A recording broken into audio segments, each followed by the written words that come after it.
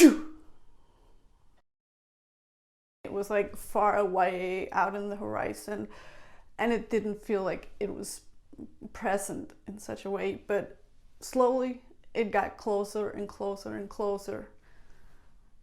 The Prime Minister was on the news several times, and then at some point the lockdown happened and everything just changed. It felt chaotic, but in a very quiet way, and I found it hard to concentrate and focus on what I was supposed to do, because all of this was just happening. The whole economic situation was just strange. I mean, there would be help packages for some areas and services and not for others.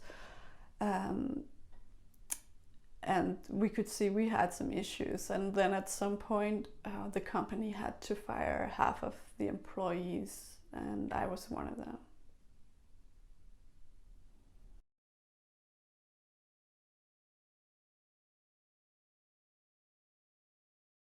I started to cough, and it wasn't, I don't think it was corona. I didn't have a fever or anything else, just coughing, but still it just felt like it was starting to become internal, this whole thing, and the chaos kind of went from being something outside that also became something inside.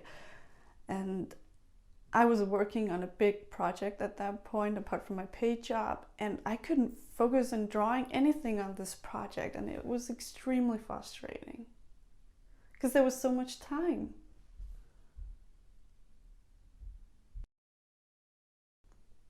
But I also had a lot of energy. I'm a sports person. I love doing sports, but my clubs were closed. I would go running in the mornings, but I really missed that wild expression of energy. And I was like, where can I put it? I can't put it in my work because I can't focus. I mean, you know, so eventually I went down in the garden and I just started to do a lot of work in the garden. And then while I was in the garden, I was thinking, okay, you need to let go of this, what used to be, or your old projects, whatever. Just be here now and relax, and something will happen. In the evening, I would sit down at my desk. I would pick up my pencil and these small sheets of papers that I always work on, and I'd just be doodling, and I was like, okay, what's in there? What's on your mind? You know, just get it out. And I would draw the flowers that my mom was supposed to have for her birthday that was stranded on my balcony. And I would draw the radio news. I would draw my fear and this whole feeling of insecurity. I would draw how it felt to get fired. I would draw the cough. I would draw, you know, I was just drawing and drawing and drawing and drawing.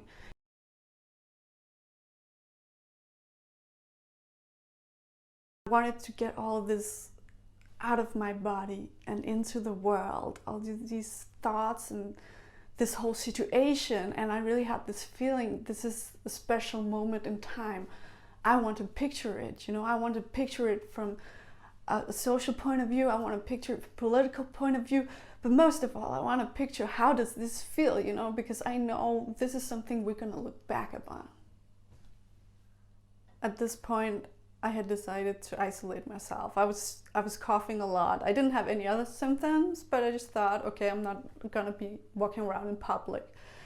So I was doing my work, and then I was drawing. So the drawings became stepping stones, both in a way of taking in whatever was coming from the radio, whatever I was experiencing, and putting it down on papers, and the conversations I would have with friends and their experiences and stuff, and family, and putting that on paper, and just kind of use that as a way to move forward, even though I did not know where that forward was gonna end or when that deadline was gonna be there. I knew that the drawings was a way to make it tangible.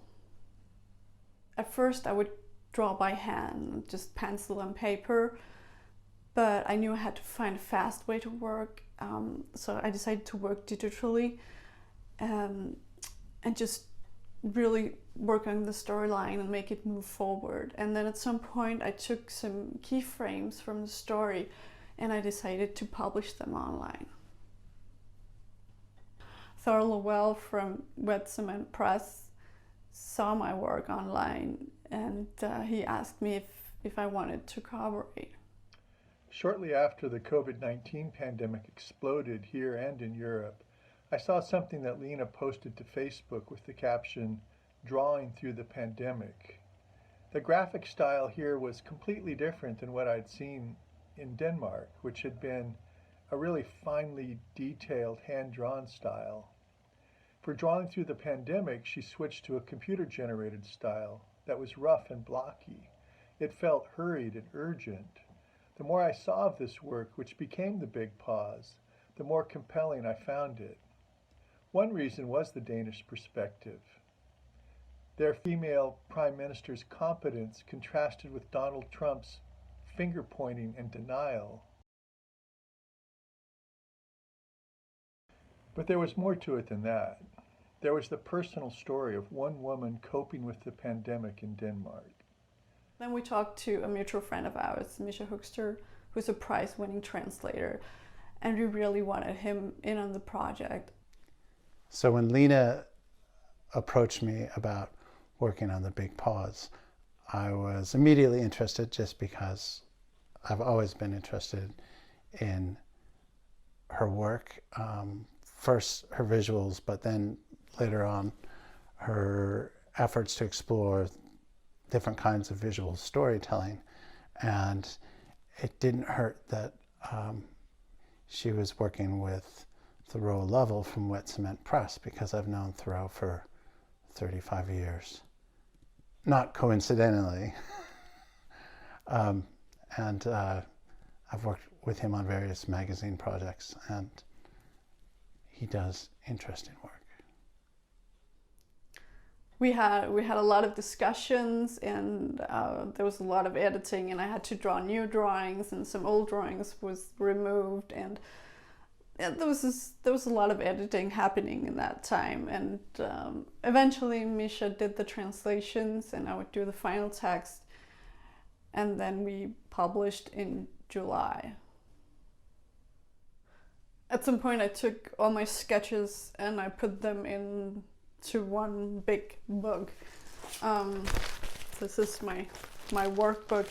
And I did some prints of things that are already done, and I took some of the notes from our discussions and meetings and just gathered it all, because I wanted something that I could return to and that would be fundamental for the whole project.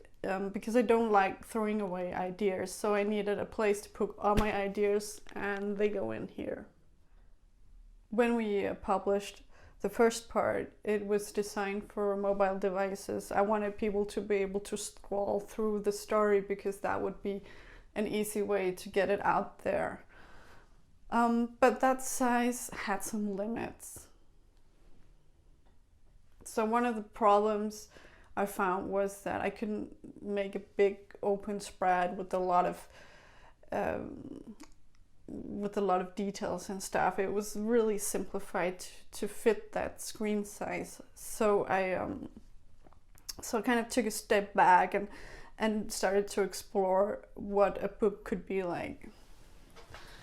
And then I made this test version of how that could be, with a lot of my sketches and drawings and notes. And then I went back to the digital again. Part 1 turned out to be relatively popular, so Thoreau asked me to do a second part that matched the digital format, and I said, yeah, I'd do that. That could be fun to continue doing that. So I worked on the second part, and was all the time while I was working, I got new ideas and I took in old ones, and I was looking at all the work together with Misha, and just spread them out on the floor. And we were talking about it, and I could just tell that's not one part, there are two parts more, because there was so many drawings. So one of the interesting things about this whole process was that I wasn't simply doing translation like I've focused on in my literary work in the last 8 years, but Lena also really wanted feedback on the best way to tell a story, and she was very open to suggestions about what might be missing in a storyline or what kind of effects were working to forward the story. And I find it really intriguing to work with visuals, mostly because I don't get the chance to do that often.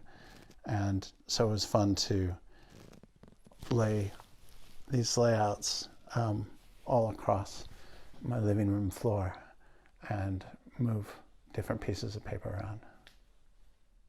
Yeah, so all this work was split into two, and I started to focus on the second part and leaving the third part for a while, and just working on the details and doing the frames that was missing, that we still needed for the story to have a good flow. And then I'd sit down with Misha and discuss the content and my thoughts about it. And I mean, he's got a lot of experience in terms of fiction, so he had some really good input that just improved the work a lot.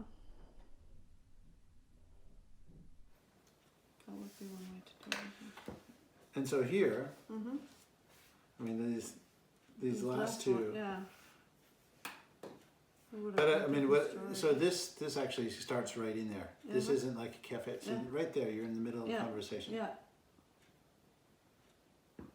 Yeah, it could end here. That would have been a bit different story. Yeah, and then, you know, you don't know how long the conversation, and that's all right. Okay. Yeah. That's good. I mean, it's really nice.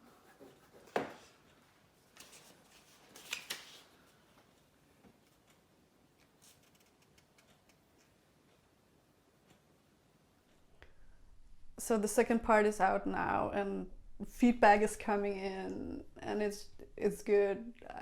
It's always nice when your work is being seen and recognized by other people, but also the fact that you touch them with what you're trying to say. It's rewarding. Now I'm working on the third part, and I still have the printed version in the back of my mind. I don't know exactly which format it will have, but I definitely know that I want the frames to be bigger, and I want more diversity in frame size and expression. But I also know that there will be a digital third part that will be published before I return to the book.